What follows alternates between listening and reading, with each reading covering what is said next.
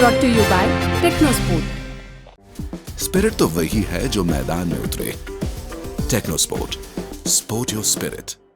7 अगस्त 2024 की तारीख करोड़ों हिंदुस्तानियों के लिए निराश करने वाली तारीख बनकर आई है। पेरिस में ओलंपिक्स का खेल चल रहा है। पेरिस ओलंपिक्स 2024 से विनेश फोगाट डिस्क्वालीफाई होकर बाहर हो गए हैं।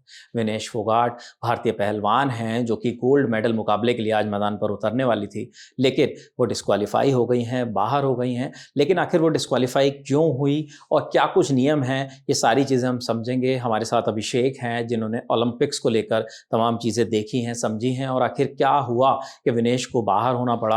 अभिषेक, पहले आप एक छोटा सा अगर ब्रीफ बता दें कि विनेश फोगाट को बाहर क्यों होना पड़ा। देखिए, ये पूरा मामला जो है वो वेट कैटेगरी से जुड़ा हुआ है। जो एथलीट होते हैं, जो रेसलर होते हैं, उनका क्या वज़न है, इससे जुड़ा हुआ है। आप जानते ही हैं कि फ्री स्टाइल रेसलिंग में अलग अलग वेट कैटेगरीज होती हैं, मेल के लिए भी और फीमेल के लिए भी। फीमेल्स के लिए ये वेट कैटेगरी 50 किलो से शुरू होती है और मेल के लिए शुरू होती है 57 किलो से। मोटा माटी अगर इसको आसान भाषा में बताएं तो फीमेल रेसलर्स के लिए उनका वजन 50 किलो हो सकता है, दोनों का जो कंपीट कर रहे हैं, फाइट कर रहे हैं, और मेल के लिए ये वजन 57 होता है। उसके आगे बढ़ के और भी वेट कैटेगरीज होती हैं, जैसे फीमेल में 50, 53, 57, 62, ऐसे ही मेल्स में होती है 57, 65, 74 किलो की वेट कैटेगरी। विनेश फोगाट जो हैं ये इस बार 50 किलो वेट कैटेगरी में फाइट कर रही थी। आप जान ही रहे हैं कि पिछले रोज 6 अगस्त को उन्होंने बैक टू बैक कई मैचेस जीते और बेशक बहुत ही प्रभावशाली प्रदर्शन करा और फाइनल तक उन्होंने अपनी जगह बनाई। पदक पक्का था, गुणा गणित के हिसाब से माने तो सिल्वर मेडल पक्का ही था, और अगर जो परफॉर्मेंस हो रहा था उसके आधार पे माने तो हमारा यानी विनेश फोगाट का गोल्ड पक्का था। लेकिन अभिषेक, मैं आपसे यही जानना चाहता हूं कि गोल्ड पक्का जरूर था, लेकिन आखिर वो क्या नियम है, हम बता रहे हैं कि जो नियम है वेट के, उसकी वजह से उन्हें बाहर होना पड़ा, क्योंकि ऐसा बताया जा रहा है कि 50 किलो कैटेगरी में विनेश उतरी, लेकिन उससे उनका कुछ ग्राम्स वजन जो है ज्यादा था। तो वो क्या नियम है? बाउट वाले दिन यानी आज सुबह, आज शाम को फाइट होनी थी, आज सुबह जब एथलीट का वेट किया गया तो विनेश का वेट 100 ग्राम ज्यादा पाया गया। देखिए, स्पोर्ट्स है, यहाँ एक एक इंच की कैसी वैल्यू होती है, ये हम अलग अलग खेलों में एक एक पॉइंट की क्या वैल्यू होती है देखते सुनते आए हैं। विनेश का वेट जब कल सारे कंपटीशन हुए, इसके बाद उनका वेट ज्यादा पाया गया था। लगातार तैयारी चल रही थी, कल फाइनल है तो आज पूरी टीम, विनेश पूरी तैयारियों में जुटे थे, और तैयारियों में एक बड़ा हिस्सा होता है वेट का, कि एथलीट का वेट कितना है। विनेश का वेट किया गया, उनका वेट 50 किलो से ज्यादा था। इसके बाद लगातार पूरी रात विनेश फोगाट की टीम इस चीज में जुटी रही कि कैसे वेट को तय सीमा के अंदर लाया जाए। इसके लिए हर स्तर पे जो जतन हो सकते थे वो किए गए। जैसे कि फिजिकल स्तर पे क्या हो सकता था, इसके लिए जॉगिंग हो सकती थी, रनिंग हो सकती थी, जो भी फिजिकल वर्कआउट हो सकते हैं जिससे तत्कालिक लाभ हो, कुछ ग्राम भी वजन नीचे आ सके तो बूंद बूंद से घट भरेगा और वो जो तय सीमा है उसके नीचे विनेश का वजन आ सकता 50 किलो से नीचे। इसके लिए फिजिकल स्तर पे ये तैयारियां हुई। डाइट के स्तर पे जो भी तैयारी हो सकती थी वो हुई। मीडिया रिपोर्ट से ये बात सामने आ रही है कि विनेश ने पानी भी नहीं पिया कई घंटे, ताकि उनका वेट जो है वो 50 किलो के अंदर आ सके। और भी जो उनके शरीर की जो ज़रूरतें थी, जिससे अगर आप पानी नहीं पी रहे हैं, डाइट कम ले रहे हैं, तो शरीर में ऊर्जा तो मेंटेन ही रखनी। इसके लिए बाकी जो अन्य सप्लीमेंट्री डाइट्स हो सकती थी उस पर भरोसा जताया गया।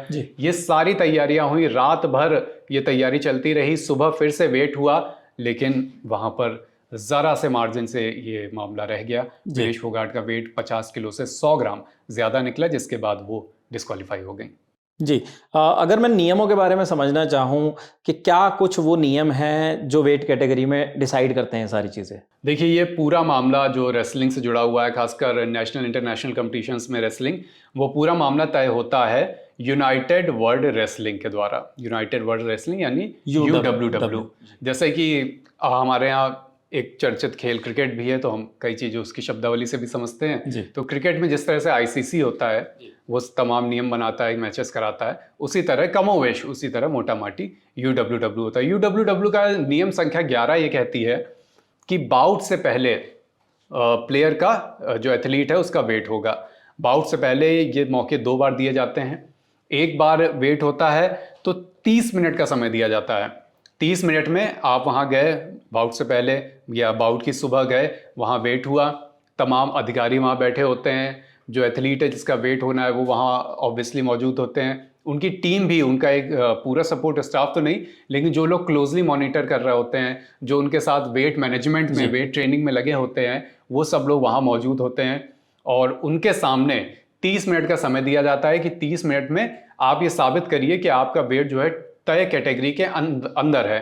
वहाँ पे बड़ी वेइंग मशीन लगी होती है और उनके सामने 30 मिनट के अंदर आप कितने भी अटेम्प्ट लेकर, मतलब आसान शब्दों में कहें तो आप वेइंग मशीन पे कितनी भी बार चढ़कर ये साबित कर सकते हैं कि मेरा वेट तय सीमा के अंदर है। मान लीजिए एथलीट वहाँ एक बार चढ़ा, वेट निकला, फर्ज कीजिए कि वो 57 किलो कैटेगरी में है और वेट निकला 57.5 यानी 57 किलो और 500 ग्राम। तुरंत वो वहाँ से उतरता है, उनकी टीम वहाँ लगी होती है। वो तमाम जतन जो हमने बताया फिजिकल स्तर पे, डाइट के स्तर पे, जो भी तत्कालिक जतन हो सकते हैं, तत्कालिक एफर्ट्स हो सकते हैं, वो किए जाते हैं। वहाँ पे वो अपने फिजिकल वर्कआउट करते हैं, डाइट के स्तर पे प्रयास किए जाते हैं। और इस तरह से ये खेल, सोचिए कितना प्रतिस्पर्धी है कि मिनटों में, ये सब मिनटों का खेल है, मिनटों में ही कोशिश होती है कि उस वेट कैटेगरी को अंदर लाया जाए। अगर आपको लगा कि 5 मिनट, 7 मिनट, 10 मिनट में आप रेडी हैं और आपको लगा कि मेरा वजन अब कम हुआ होगा, मान लीजिए 100-150 ग्राम का अंतर है, उनको लगा 10 मिनट के एफर्ट के बाद कि मेरा वेट अब 150 किलो कम दिखेगा, तो वो तुरंत फिर से वेइंग मशीन पे जा सकते हैं, एक बार फिर वहां पर जाके वेट कर सकते हैं। इस बार भी अगर उनका वजन तय सीमा के अंदर नहीं आया तो वो तीसरी बार भी जा सकते हैं। मतलब जैसा कि मैंने शुरू में बोला कि आधे घंटे में आप अपना वजन साबित करने के कितने भी एफर्ट ले सकते हैं। और ऐसा ही एक दूसरा ट्रायल भी होता है, वो 15 मिनट का दिया जाता है। मतलब आपको इवेंट के पहले 2 बार अपना वेट साबित करना होता है, दूसरी बार 15 मिनट का समय दिया जाता है। 15 मिनट में आपको अपना वजन ये साबित करना होता है कि वो तय सीमा के अंदर है। लेकिन शायद आज के केस में ऐसा हुआ कि विनेश फोगाट को जितने भी मौके दिए गए उसमें वो वज़न जो है वो 50 किलो कैटेगरी से बाहर ही रहा, अधिक ही रहा। इसी को लेकर मेरा अगला प्रश्न अभिषेक आपसे एक और है कि वेट टॉलरेंस, इसके रेसलिंग में क्या मायने हैं? क्योंकि ये भी एक वर्ड है जो प्रचलन में है, लोग जानना समझना चाहते हैं कि विनेश जो बाहर हुई, क्या इस चीज़ का भी उसमें कोई हाथ है? देखिए, UWW के जो नियम है वो वेट टॉलरेंस एक ऐसे शब्द का जिक्र करते हैं। वेट टॉलरेंस होता है कि बड़े बड़े इवेंट में, जो वर्ल्ड कप के समकक्ष इवेंट होते हैं, वहाँ पर 2 किलो का वेट टॉलरेंस दिया जाता है। मैं आपको इंग्लिश में इनकी क्या गाइडलाइन है, 2 लाइन की, वो पढ़ के बताता हूँ, फिर उसका हिंदी तर्जुमा मैं बताता हूँ। ये लिखती है कि the medical control and a first way in will be held the morning of the concerned weight category, यानी जिस दिन बाउट होनी है उसकी सुबह वेट कैटेगरी में वेट किया जाता है कि आपका वेट कैटेगरी के अंदर है या नहीं है। The qualified athlete for the finals and repechages will be weigh in again and second morning of the concerned weight category. दूसरी मॉर्निंग पर भी वेट कैटेगरी में आपका वेट आ रहा है कि नहीं आ रहा है, इसकी जांच की जाती है, जिस दिन 15 मिनट का समय दिया जाता है। पहले दिन 30 मिनट का, दूसरे दिन 15 मिनट का। No more weight tolerance will be allowed for the second way. ये लाइन यहाँ पर कीवर्ड है कि वेट टॉलरेंस 2 किलो का दिया तो जाता है, लेकिन वो सेकेंड वे इन के लिए नहीं दिया जाता, पहली बात। और दूसरी बात ये कि जब एथलीट सिंगलेट पहने हुए है, सिंगलेट आपने अगर रेसलिंग के कंपटीशन देखे ही होंगे तो उसमें रेसलर्स जो एक अपनी पोशाक पहने होते हैं जो एक बिल्कुल हल्के से कपड़े की होती है, जिससे वेट पे कोई असर ना पड़े, मतलब कपड़ा इतना भारी ना हो कि वो आपका वेट बढ़ा दे, क्योंकि वेट का कितनी इंपॉर्टेंस है अब बताने की जरूरत नहीं है। तो सिंगलेट अगर पहने हुए एथलीट तो वेट टॉलरेंस नहीं मिलेगा।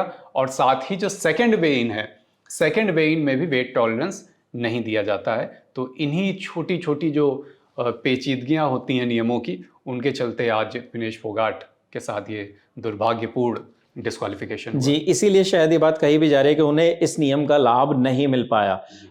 तो कहीं ना कहीं ये चीज़ सामने अब आ रही है कि किस तरीके से विनेश फोगाट जो हैं ओलंपिक से डिस्क्वालीफाई हो गई, किस तरीके से उन्होंने अपना मेडल गवा दिया। हालांकि अब तक का उनका प्रदर्शन बेहद शानदार था और इस पर अभिषेक बहुत सारे लोगों के रिएक्शंस भी आ रहे हैं लगातार। लोग कुछ लोग सांत्वना दे रहे हैं, कुछ लोग सवाल उठा रहे हैं, कुछ लोग सरकार से और मिनिस्ट्री से ये भी कह रहे हैं कि आपको इस बात को एसोसिएशन के सामने, ओलंपिक्स के सामने उठाना चाहिए और इसे गंभीरता के साथ रखना चाहिए। प्रधानमंत्री नरेंद्र मोदी ने भी पीटी उषा से बात की है जी। और उनसे कहा है कि भारत मजबूती से, PT Usha Indian Olympic association के अध्यक्ष हैं, उनसे कहा है कि इस बात को मजबूती से जी। वहां पर रखा जाए, भारत का एक प्रोटेस्ट दर्ज कराया जाए। बिल्कुल, और इस चीज को लेकर जिस वक्त हम ये वीडियो रिकॉर्ड कर रहे हैं उसके कुछ ही मिनटों के बाद खेल मंत्री भी संसद में इस मुद्दे पर बोलने वाले हैं, तो वो भी वहां पर जो नई जानकारियां देंगे वो ललन टॉप पर ही हम आपके लिए लेकर आएंगे।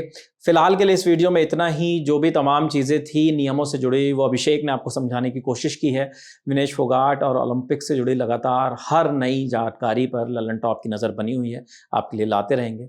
देखते रहिए ललन टॉप। शुक्रिया।